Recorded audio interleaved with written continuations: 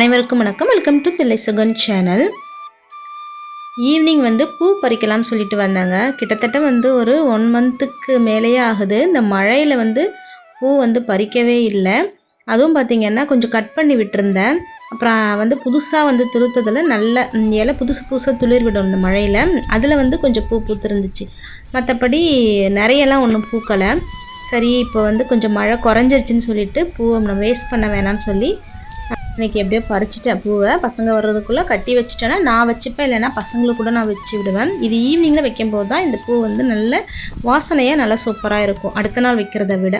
அப்புறம் பசங்களும் ஸ்நாக்ஸ் எல்லாம் முடிச்சுட்டு படிக்க உட்காந்துட்டாங்க. இது தமிழ் பாப்பா என்னென்னா மோஸ்ட்லி எல்லாத்துலேயுமே என்னென்ன டவுட்டாக தான் கேட்டுப்பாங்க, அவங்களே முடிச்சுப்பாங்க.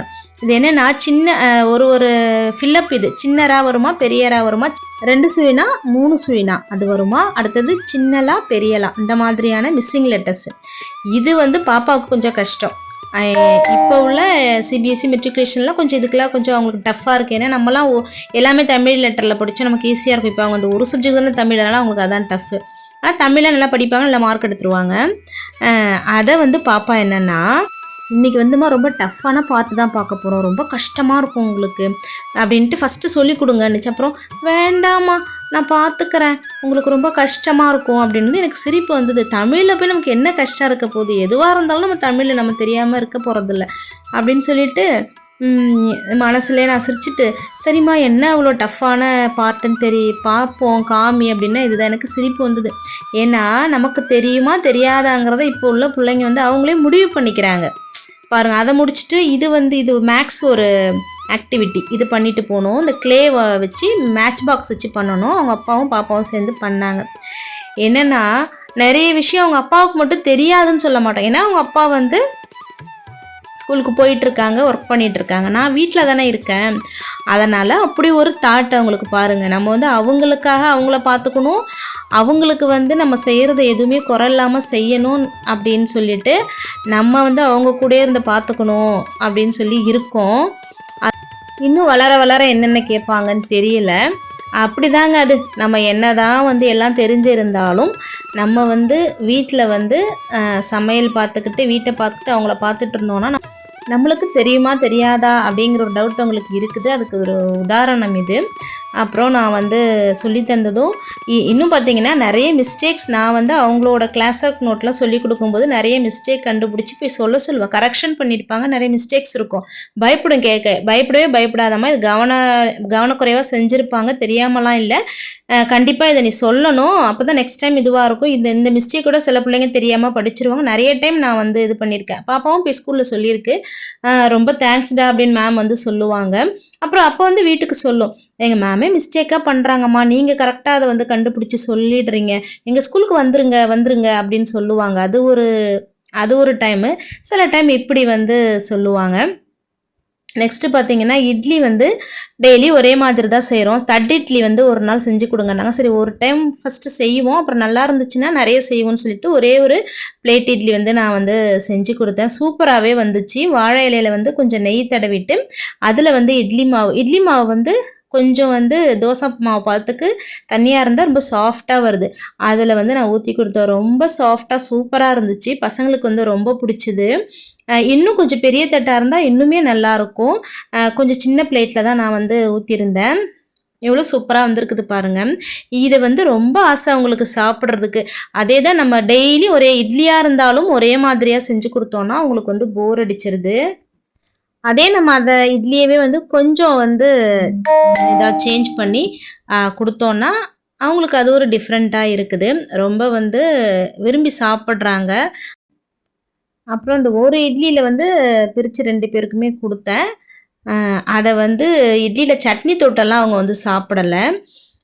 உடனே என்ன பண்ணிட்டாங்கன்னா, ரொம்ப பொடின்னா ரொம்ப விரும்பி சாப்பிடுவாங்க. நான் வீட்டில் பொடி எப்பயுமே இல்லாமல் இருக்காது, வச்சுருவேன், அரைச்சி வச்சுருவேன் பொடி. இப்போ கொஞ்சம் தீந்துருச்சு அரைக்கணும், அதனால் இல்லாதப்போ கடைப்பொடியும் நான் வாங்கி வச்சுருப்பேன். ஆனால் அந்த கடைப்பொடியும் ரொம்ப விரும்புவாங்க. அது கொஞ்சம் நறுக்குன்னு இருக்கும்ல, கடித்து சாப்பிட்ற மாதிரி. அதனால் அதில் அப்படியே பொடியை தூவ சொன்னாங்க. பொடியை தூவ சொல்லிவிட்டு அதுக்கு மேலே அப்படியே நல்லெண்ணெய் இட்லி பொடி மேலே அதையும் நல்லா ஊற்றிட்டு எடுத்து சாப்பிட்டுட்டு ரொம்ப என்ஜாய் பண்ணாங்க. அடுத்தது இதே மாதிரி ஸ்கூலுக்கு வந்து வேணும் எங்களுக்கு, லஞ்சுக்கு வந்து இட்லிலாம் கிடையாது, ஆனாலும் ஒரு நாள் இதே மாதிரி செஞ்சு கொடுங்க, ஜாலியாக இருக்கும், நாங்கள் ஃப்ரெண்ட்ஸோட ஷேர் பண்ணி சாப்பிடுவோம் அப்படின்னு சொல்லிட்டு சொன்னாங்க. ஆனால் இதே மாதிரியே நம்ம இடியாப்பாச்சி எப்படி இருக்குது அதே மாதிரியே வந்து தட்டு இட்லியோட செட்டு, ஒரு இடியாப்ப செட்டு, அச்சு கிடையாது, இடியாப்ப செட்டு இருக்குல்ல, தட்டு தட்டாக வைப்போம்ல, ரேக் மாதிரியே இருக்கும். அதே மாதிரி தட்டு இட்லியும் இருக்குது, பிளேட்டாக இருக்கும் ரேக்கு, அதில் நம்ம அப்படியே வந்து ஊற்றி வச்சிடணும் இட்லி பாத்திரத்துக்குள்ள, அந்த மாதிரி இருக்குது. அப்புறம் நைட்டு டிஃபன் வந்து முடிச்சுட்டு நேரமாக படுத்தாதான் காலையிலே அவங்க டியூஷன் போயிட்டு இருக்காங்க இல்லையா, காலையிலே எந்திரிக்க முடியும் அப்படின்னு சொல்லிட்டு வாங்கம்மா அப்படின்னு படுக்க வச்சா அவங்க அந்த டைம் தான் ரொம்ப குஷியாக விளையாடுவாங்க. ஏன்னா நாங்கள் எல்லோரும் ஒன்றா இருக்கிற டைம் அது தானே, அதனால் பேசவும் விளையாடவும் சிரிக்கவும் கொஞ்சம் நேரம் இருப்பாங்க, அதுக்கப்புறம் தான் தூங்குவாங்க.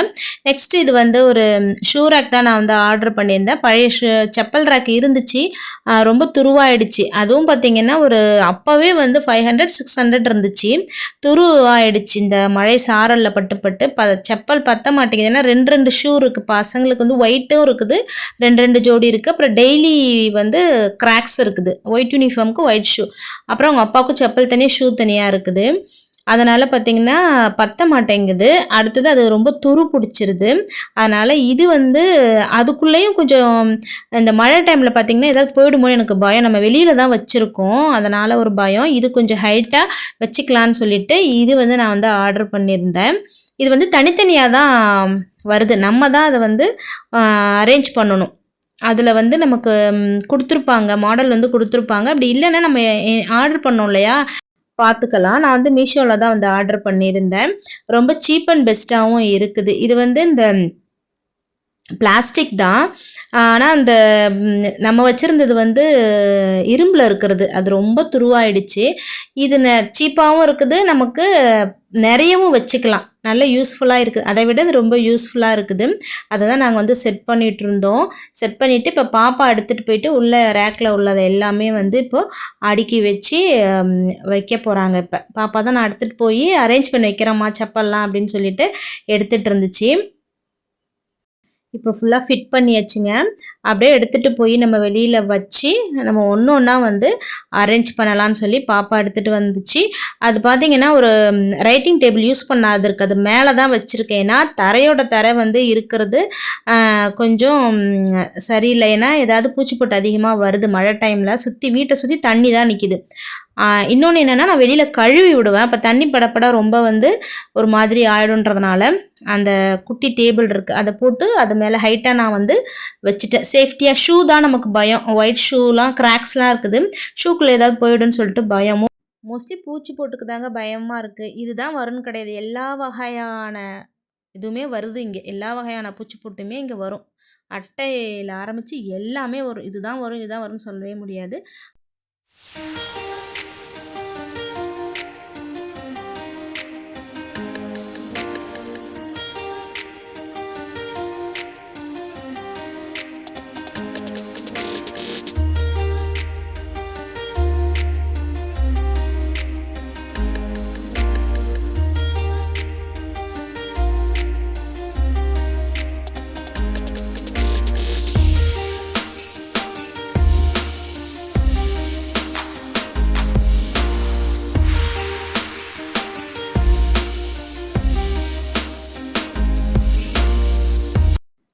இன்றைக்கி எங்களோட ஈவினிங் ரொட்டீன் இப்படி தாங்க ரொம்ப ஹாப்பியாக வந்து போணுச்சு. ஈவினிங் ஸ்கூல்லேருந்து பிள்ளைங்க வந்து தான் அவங்களோட ஹோம்ஒர்க்ஸ் எல்லாம் முடிச்சுட்டு அவங்களுக்கு பிடிச்ச மாதிரியான டிஃபனை வந்து நம்ம செஞ்சு கொடுத்த மாதிரியாக இருக்கும், அவங்களுக்கும் ஹாப்பியாக இருக்கும்.